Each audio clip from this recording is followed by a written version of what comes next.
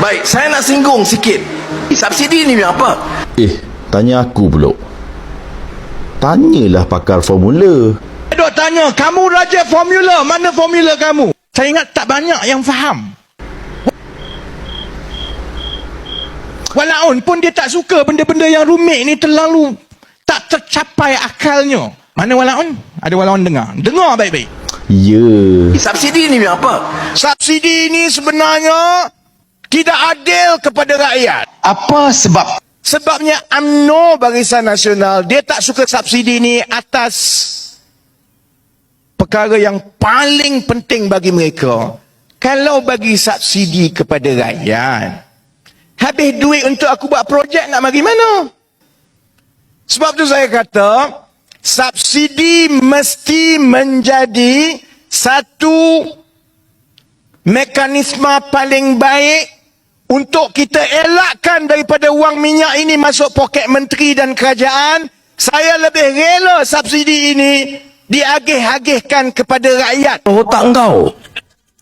Sebab tu kalau orang tanya, kalau UMNO Barisan Nasional menang besar, kalau subsidi dihapuskan, harga minyak naik, jangan cari saya. Pada muka korang. Bangang. Dalam kerajaan, mereka pun sekarang sedang bincang macam mana nak potong subsidi.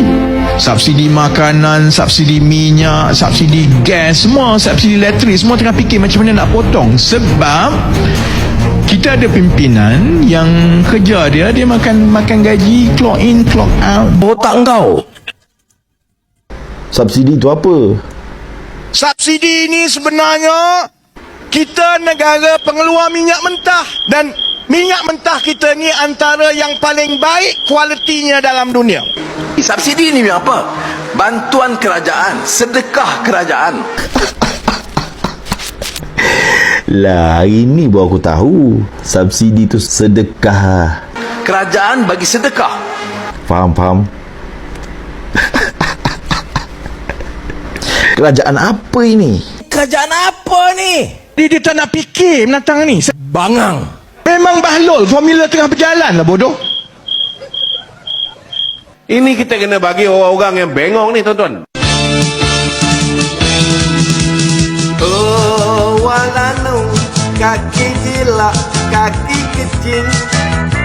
Oh, walanu, gila gapak, sapa licin. Kepala otak kau.